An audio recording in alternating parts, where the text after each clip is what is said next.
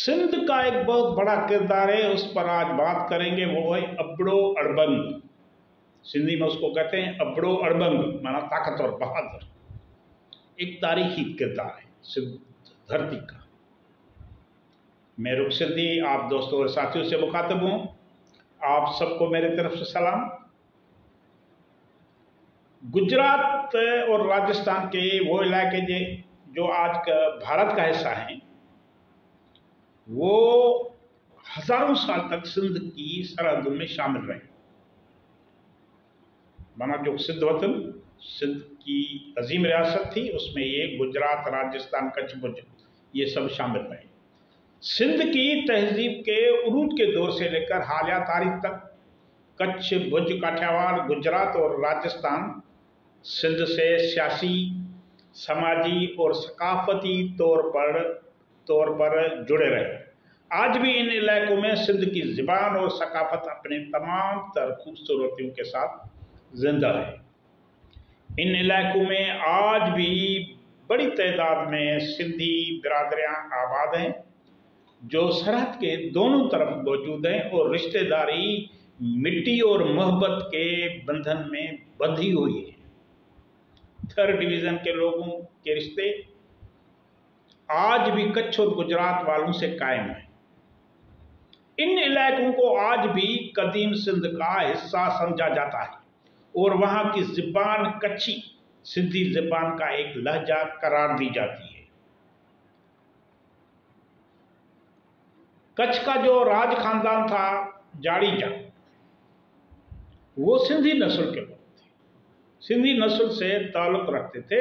इस खानदान का बानी जाड़ो वलद लाखों नगर था, जो ठट्टे का रहायशी और जात का जो है वो समूह था।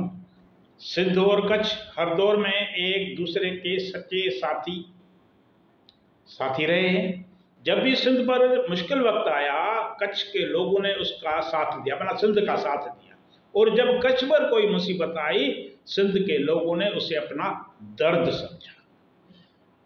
आज हम इस कच्छ के एक बहादुर, बेखौफ और गैरतमंद किरदार अबड़ो अड़बंग की बात करेंगे, जिसने सिंध पर हमला और दुश्मनों के खिलाफ इस धरती का साथ दिया।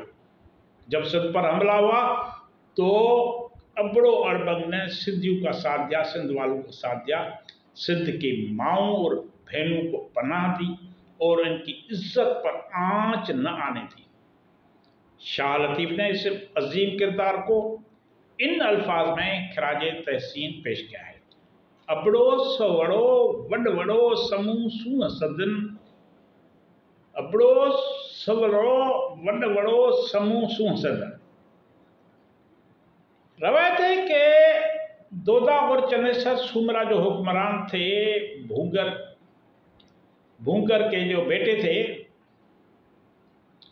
दो अपनी दादी के पोते से, और चनेसर लोहारन जो बीवी थी उससे था। भूंगर के वफात के बाद तख्त नशीनी पर इख्तिलाफात हुए, जिसका फैसला भूंगर की बड़ी बेटी थी, जो दो और चनेसर की बहन थी, उसका नाम था बाघुलबाई, सिंधी में उसको कहते हैं बाघुलबाई, पर छोड़ा गया। माना दोनों भाइयों में जो इक़्तिदार पर कशमकश थी, लड़ाई थी, इख्तिलाफात थे, उसका फैसला भूंगर की बड़ी बेटी बाघुलबाई पर छोड़ा गया। उसने तख्त चनेसर को सौंपने का फैसला किया, लेकिन चनेसर बगैर ताज पहने दरबार से निकल गया, जो राजधर्म के खिलाफ समझा गया। चनेसर ने कहा कि मैं अपनी जो है मां से पूछ के आता हूं। रवायत है अमीरों ने उस कमजोर जाना, उसको कमजोर जानकर दो सुमरे को तख्त पर बिठा दिया। चनेसर नाराज होकर दिल्ली के दरबार में फरियाद ले गया और अलाउद्दीन खलजी को अपनी बहन बाघुलबाई के रिश्ते की लालच देकर सिंध पर हमले के लिए आमादा किया।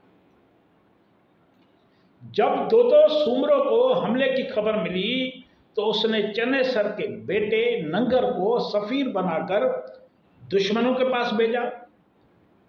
नंगर ने कौमी गैरत का मुजाहरा करते हुए बाघुल बाई का रिश्ता देने से इनकार कर दिया और दुश्मनों को ललकार कर जंग का आगाज किया।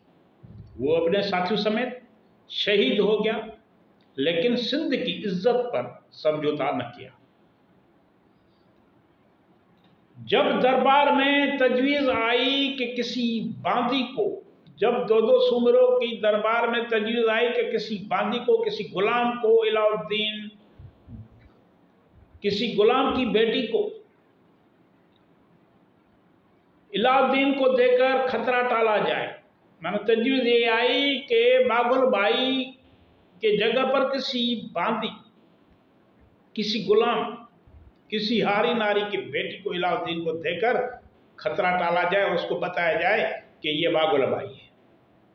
इस पर भागो भानु उस दौर का शायर है, उसका शेर है, जर न खुटे किंगरे राह न जब जन वेण जे गोली विंदी गुजरे तब सदबी दो दो भेण। मना अगर कोई गोली गुलाम औरत, हारी नारी की औरत भी वहां जाएगी दुश्मन के पास तो वो समझेंगे कि ये दो दो की बहन है। यानी अगर गुजरात की लड़कियां भी कुर्बान हों तब भी उन्हें दो दो की बहन कहा जाएगा। अपड़ो अड़बंग कच्छ के समूह सरदारों में से था, जो सिंध से वाबस्ता था। वनसर इलाके का वाली था, पहलवान और सुरमा था। वो दो सूमरे का हमअसर था और उसका दौर 13वीं सदी का आखिर और 14वीं सदी के आगाज का हो सकता है।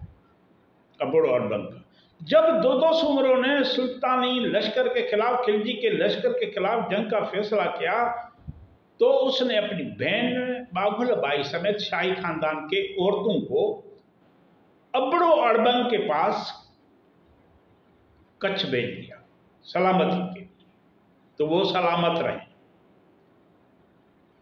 उसको हम सिंधी में कहते हैं सामू, माना औरतों को सामू देकर, माना औरतों को उनके हवाले कर दिया कि अब इनकी इज्जत जान की हिफाजत आपकी जिम्मेदारी है। अपड़ों ने इन सामू माना इज्जतदार औरतों को पनाह दी और उनकी हिफाजत के लिए मैदान जंग में आया। अपड़ों ने अपने बेटों के साथ एक छोटा लश्कर लेकर दुश्मन खिलजी के लश्कर का मुकाबला किया। जब वो जंग में शहीद हुआ तो सामू को दुश्मनों के हाथ न लगने दिया, माना खुद तो शहीद हो गया। जो दो सूमरों की बहन और दूसरी औरतें थी, सिंध से आई थी कच्छ पनाह लेने, उनको दुश्मनों के हाथ न लगने दिया। जब खिलजी का लश्कर उनके तरफ बढ़ा, औरतों की तरफ, तो सूमरा औरतों ने खुद को जिंदा जलाकर अपनी इज्जत बचाई।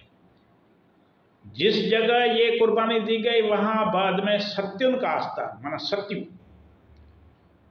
का आस्थान कायम हुआ। माना ये सत्यु हैं जिन्होंने अपनी इज्जत सत्तर सलामत रखा। सिंध के लोग आज भी वहां मोहब्बत और अकीदत के फूल निछावर करते हैं और उनकी याद में मेले मुनक्कद करते हैं। अपड़ो अड़बंग का किरदार सिंध की तारीख में गैरत, वफादारी और कुर्बानी की रोशन मिसाल है। उसकी बहादुरी और सामू की इज्जत की हिफाजत आज भी सिंध के इज्तिमाई शऊर का हिस्सा है। ये दास्तान हमें याद दिलाती है कि जब धरती पर खतरा हो तो धरती के बेटे सिर देकर भी उसकी इज्जत बचाते हैं। आपका बहुत बहुत शुक्रिया।